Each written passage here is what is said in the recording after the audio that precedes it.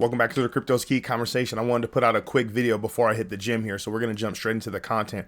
We're going to start with this one from Tony Edward from Thinking Crypto. He put up this clip from Squawk Box, and look who came out of his cave here. That's Jay Clayton, former SEC chairman, and he did not speak on the SEC versus Ripple ruling. Tony says, Jay Coward Clayton makes an appearance on CNBC, and of course, Andrew Sorkin and Becky Quick failed to do their jobs and ask about the SEC Ripple XRP ruling. Coward Clayton is the one who filed the lawsuit against Ripple and ran out of the SEC door the next day. Hashtag pathetic. Yeah, man. I was really curious to see if he was actually going to come out and address it on his first appearance, but apparently not. I mean, who knows if we will actually get something? Maybe he's kind of waiting till things kind of burn out or sizzle out, which I don't think it's going to. We're going to just continue to build and continue to stoke that fire and move on into prosperity, if you will, and goodness. So shout out Tony for putting that out there, and it's a shame Jay Clayton really didn't speak on that, and Squawk Box didn't address it. At least in that clip. DAI had put this up, and we showed this a long time ago. And the reason why I'm putting this clip up we have Joe Lubin here and we have Brad Garlinghouse here in the same panel right here. And the reason I'm putting it up is because Brad Garlinghouse, I put out this solid tweet earlier, but I want to play this video clip first before I read this tweet and then this response from JD talking about transparency. So take a quick listen in. The only interjection I have here is I find it interesting that Ripple is attacked for being transparent. Because we are very proactive, and we put actually the next XRP markets report, which we do quarterly, will come out sometime into this week. But because we share that information and we're attacked for it, yet other platforms don't share that information, and so they are insulated from those same. So him saying insulated was a nice and professional way of saying, yeah, they got the free pass, and the people in positions of power are just turning a blind eye to them, but they're attacking, other players that are trying to do it the right way, quote unquote, Ripple and XRP and Brad Garlinghouse, Chris Larson and them. So then we go into the next part of this clip here with Joe Lubin speaking. Let me see. Where's it at? Oh boy. Internally of how it. Is there any plan for greater transparency within Consensus in terms of how it deploys its Ethereum? Internally, sure.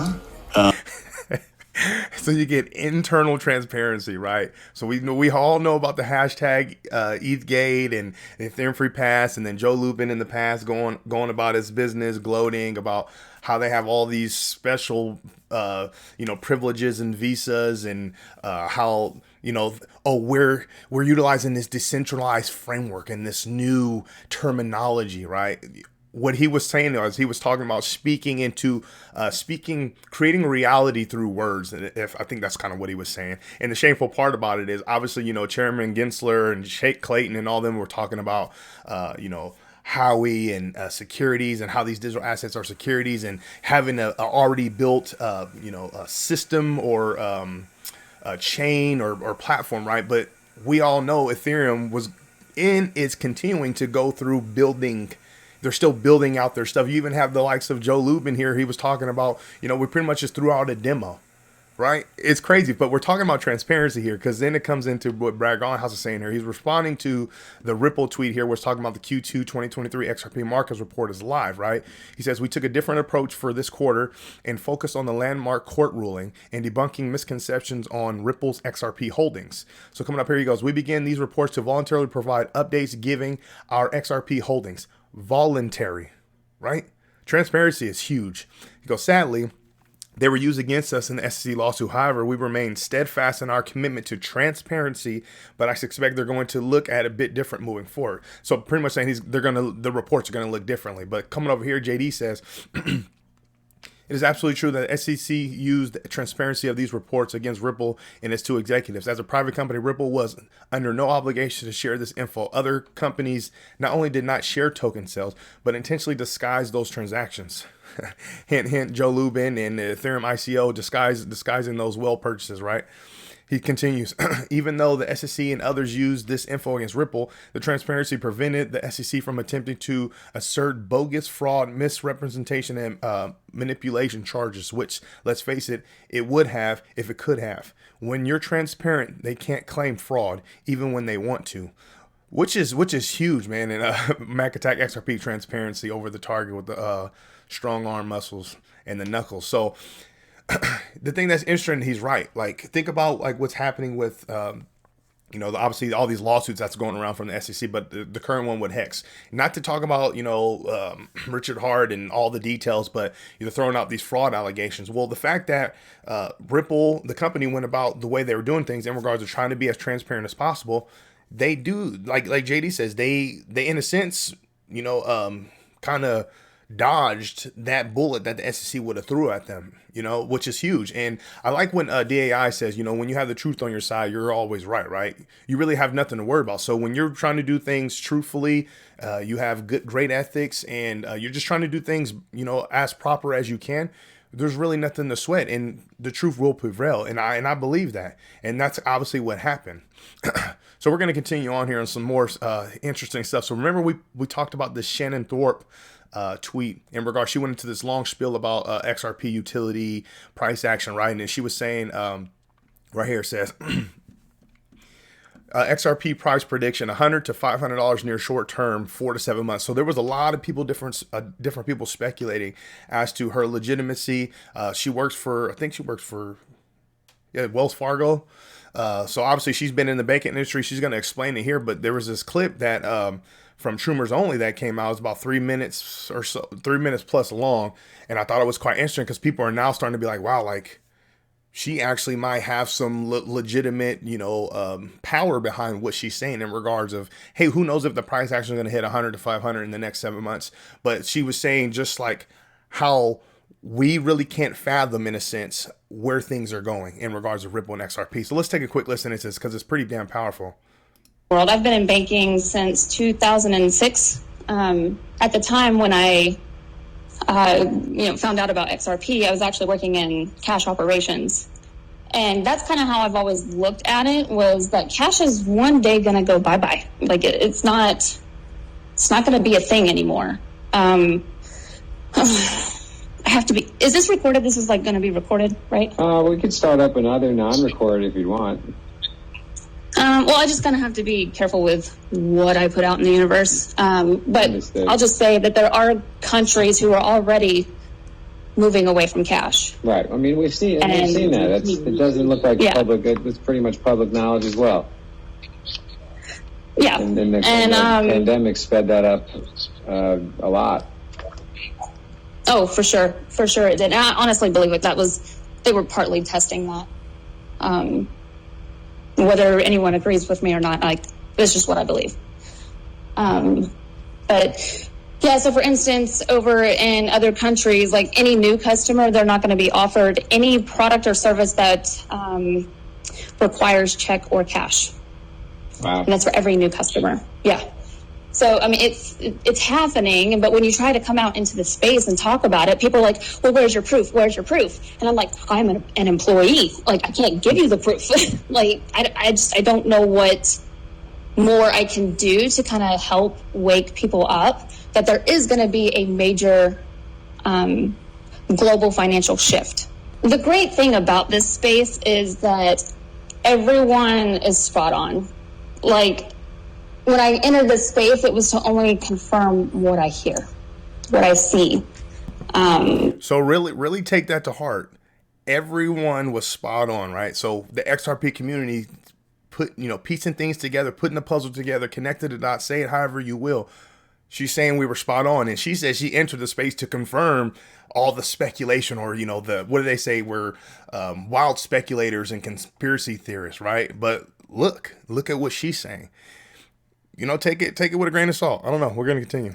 So everything that's going on right now, it is happening. It is real. I don't really know how to express it or explain it more than that, without, putting my career on the line.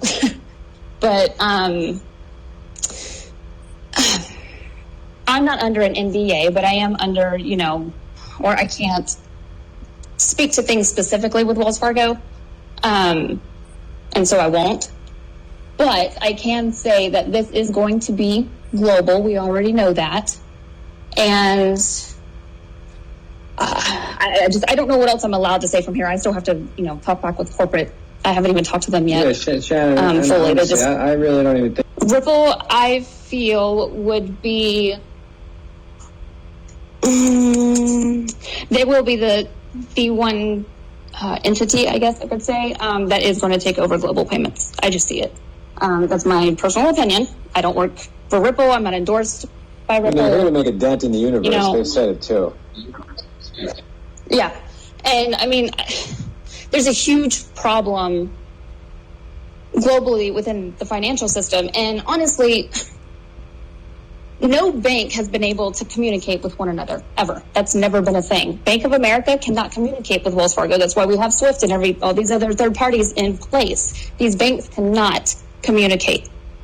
And I feel like that is where the game changer is with Ripple, is that this puts everyone on the same network. And I just, in my mind, this is bigger than what most people can fathom in their own mind. And I'm just trying to push the info out there. I mean, I don't know how else to get people Shannon, on board before it's too late. All I can say is showtime, man. It was interesting, mind-boggling to hear that. And these are things that we've really, felt and believed, and it's kind of interesting to hear it from someone that's been in the banking industry and seeing it from a different lens and in different perspectives. Now, obviously, we got to tread lightly in this space. Not to say that Shannon isn't credible or any of that. I think from what I'm hearing and from her accolades, if you will, she has some credibility. But obviously, we know in this space there's some sort of agendas and there's these narratives that are pushed out there. Who knows what it is? We could be getting head. I'm just saying, just like. And anytime I'm talking about your investing strategy, your plan for you and your family, your portfolio, profit-taking strategies, like you really have to take in as much information as possible, right? Take it with a grain of salt, taking it however you want, discard what you don't like, keep what you do like, and, manifest all that information into a beneficial strategy for yourself. That's all I'm saying. But for me, I mean, all it does is make me more bullish. All the negativity that's happening from the SEC and all these lawsuits and, them trying to get this negative compounding interest to strengthen their position to continue to attack crypto and suppress, the growth in this space. All that does is make me more bullish. Then you have all this positivity coming from Shannon Thorpe and all this, Ripple adoption and the growth that's happening behind the scenes and adoption with Bitcoin and all this stuff that's happening, good stuff. All it does is make me more bullish, and it really excites me. It makes me want to continue to accumulate more, which obviously I'm going to do when I possibly can. I wish I had a crap ton of money to keep putting in, obviously bigger loads, but man, this is it. The fact that she was saying we can't fathom it, it's like, wow, let's go. Interesting. I just wanted to put that up there. Weezy X had put this up. He says, just judging from her tone, she is legitimately sound word for her job, almost as if she's desperately trying to tell the world what she knows, but she can't. To be able to know those details, mind-blowing. Ripple, it's going to be bigger than most think. I mean, I believe that, man. Speaking of, we got some more good news here. This is from Bitstamp. It says tomorrow, XRP, XRPO, XRP Ledger, and they have like this little 10-second clip here. XRP Crypto World says Ledger's coming for all crypto exchanges. Hey man, more stuff happening. This is huge. I wanted to throw this up here too. Ben Armstrong from BitBoy Crypto says cancel Uniswap. So he's saying this because obviously after the SEC is attacking Hex and Richard Hart and PulseX and Pulse Chain, says News Explorer from Decrypt. Uniswap removes Hex token following SEC charges. So remember, Uniswap is supposed to be a decentralized exchange, a DEX, right? How do they have the ability to move these digital assets like that, right? What if you're, what if that's your source that you utilize to get Hex, and just like a centralized entity, a centralized exchange, they can kind of do what they want, right? Centralized. A DEX, it's like, no, you're supposed to have the ability to have access to that stuff. And, I'm not going to go, with all the technicals and stuff, but people are like, dude, like, really? Uniswap? What's going on? I mean, you got the likes of Ben Armstrong with millions of followers saying cancel Uniswap. You got to be careful out there, protect yourself, man. And like I always say on this channel, man, you got to really stay safe out there because anything can happen at the drop of a dime, and you got to do what's best and set out a plan and a system that best protects you and your portfolio. I'm going to end on this one here from Will Clemente. He says, Saylor trying to issue a $750 million in MicroStrategy equity to buy even more Bitcoin. This man is an absolute animal. So this for me is bullish. You know what I'm saying? Obviously, MicroStrategy is a big Bitcoin maxi, continuing to accumulate more. Obviously, if this thing rolls out and they continue to buy more, then, you know, shout out MicroStrategy and Michael Saylor and the maxis out there. Hey, continue to add, you know, put more revenue within the space and continue to build some awareness. Even if it's just to Bitcoin, it's going to trickle down into the altcoins, right? Into the rest of the market. So that's huge, man. We're currently sitting at a $1.2 trillion market cap. Bitcoin sitting at 29,174. Ethereum sitting at 1843. XRP sitting at 68. Almost just under 69 cents, which is unfortunate. I listened to Blockchain Backer today, and he was saying we could possibly get into that mid to high 58 range. 50-cent range, excuse me. Like, I think he said like something like 58 cents, depending on what happens with over the next few days to a week or so. So just waiting game to kind of see what happens. Could be some more accumulation opportunities for people out there. Bitcoin Fear and Greed Index sitting at a 53. Man, I'm excited for the days ahead. Make sure you come to the Crypto Ski Conversation YouTube channel. Subscribe. Follow us on Twitter at CryptoSki1. I really appreciate your support out there. And for all of you out there that keep sending those solid comments, man, and just, you know, having a conversation and chat with me, man, that's huge, man. I really appreciate you guys. With all that being said, stay strong out there and be safe.